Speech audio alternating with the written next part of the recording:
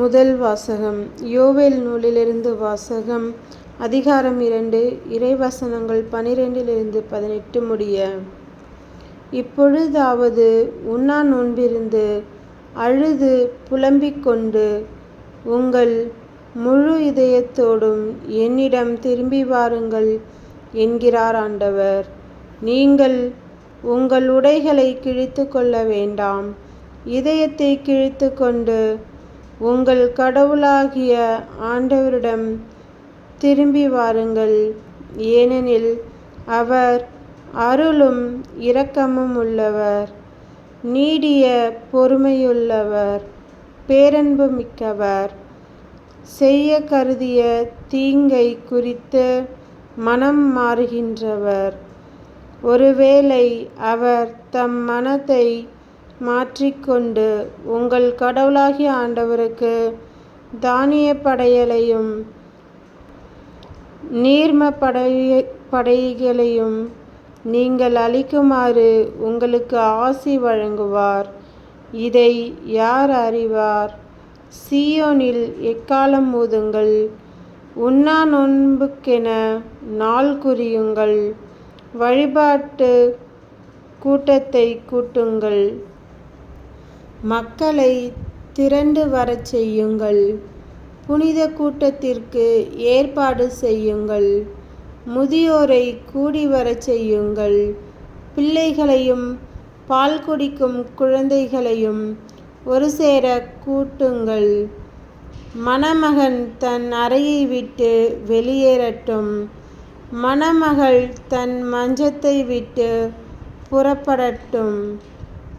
ஆண்டவரின் ஊழியக்காரர்களாகிய குருக்கள் கோவில் மண்டபத்திற்கும் பலிபீடத்திற்கும் இடையே நின்று அழுத வண்ணம், ஆண்டவரே, உம் மக்கள் மீது இரக்கங்கொள்ளும். உமது உரிமை சொத்தை வேற்றினத்தார் நடுவில் நிந்தைக்கும் பழிச்சொல்லுக்கும் ஆளாக்காதீர் என சொல்வார்களாக. அவர்களுடைய கடவுள் எங்கே என வேற்றினத்தார் கூறவும் வேண்டுமோ?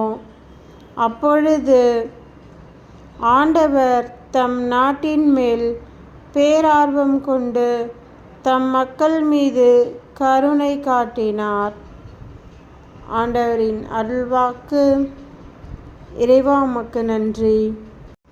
இரண்டாம் வாசகம். புனித பவுல் கொரிந்தியருக்கு எழுதிய 2ஆம் திருமுகத்திலிருந்து வாசகம்.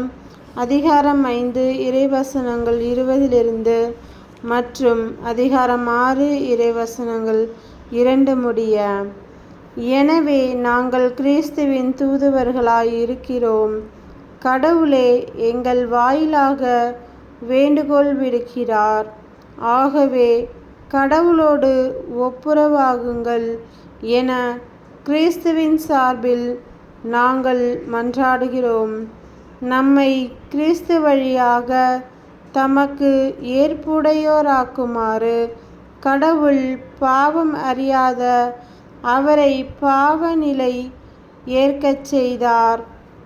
நீங்கள் கடவுளிடமிருந்து பெற்றுக்கொண்ட அருளை வீணாக்க வேண்டாம் என அவரோடு இணைந்து உழைக்கும் நாங்கள் கேட்டுக்கொள்கிறோம். தகுந்த வேளையில் நான் உனக்கு பதிலளித்தேன். விடுதலை நாளில் உனக்கு துணையாயிருந்தேன் என கடவுள் கூறுகிறார். இதுவே தகுந்த காலம், இன்றே மீட்பு நாள். ஆண்டவரின் அருள்வாக்கு. இறைவா, உமக்கு நன்றி. நற்செய்தி வாசகம். புனித மத்தேயு எழுதிய நற்செய்தியிலிருந்து வாசகம். அதிகாரம் 6, இறைவசனங்கள் 1-6 மற்றும் 16-18 முடிய. மக்கள் பார்க்க வேண்டும் என்று அவர்கள் முன் உங்கள் அறச்செயல்களை செய்யாதீர்கள். இதை குறித்து நீங்கள் எச்சரிக்கையாயிருங்கள். இல்லையென்றால் உங்கள் விண்ணக தந்தையிடமிருந்து உங்களுக்கு கைமாறு கிடைக்காது. நீங்கள் தருமம் செய்யும்போது உங்களை பற்றி தம்பட்டம் அடிக்காதீர்கள். வெளிவேடக்காரர் மக்கள் புகழ வேண்டுமென்று தொழுகை கூடங்களிலும் சந்துகளிலும் நின்று அவ்வாறு செய்வர். அவர்கள் தங்களுக்குரிய கைமாறு பெற்றுவிட்டார்கள் என உறுதியாக உங்களுக்கு சொல்கிறேன். நீங்கள் தர்மம் செய்யும்போது உங்கள் வலக்கை செய்வதை இடக்கைக்கு தெரியாதிருக்கட்டும். அப்பொழுது நீங்கள் செய்யும் தர்மம் மறைவாயிருக்கும். மறைவாய் உள்ளதை காணும் உங்கள் தந்தையும் உங்களுக்கு கைமாறு அளிப்பார். நீங்கள் இறைவனிடம் வேண்டும் பொழுது வெளிவேடக்காரரைப் போல் இருக்க வேண்டாம். ஏனெனில் அவர்கள் தொழுகை கூடங்களிலும் வீதியோரங்களிலும் நின்று கொண்டு மக்கள் பார்க்க வேண்டுமென இறைவேண்டல் செய்ய விரும்புகிறார்கள். அவர்கள் தங்களுக்குரிய கைமாறு பெற்றுவிட்டார்கள் என உறுதியாக உங்களுக்கு சொல்கிறேன். ஆனால் நீங்கள் இறைவனிடம் வேண்டும் பொழுது உங்கள் உள்ளறைக்கு சென்று கதவை அடைத்து கொண்டு மறைவாய் உள்ள உங்கள் தந்தையை நோக்கி வேண்டுங்கள்.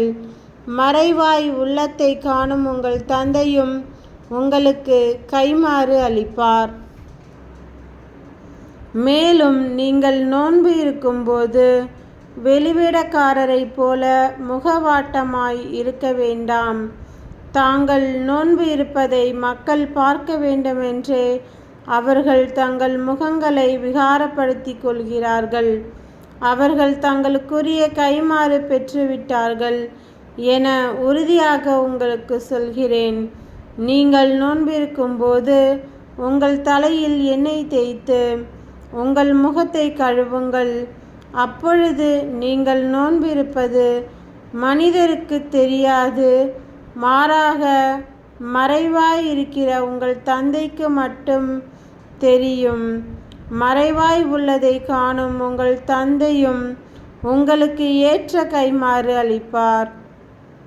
கிறிஸ்துவின் நற்செய்தி. கிறிஸ்துவே உமக்கு புகழ்.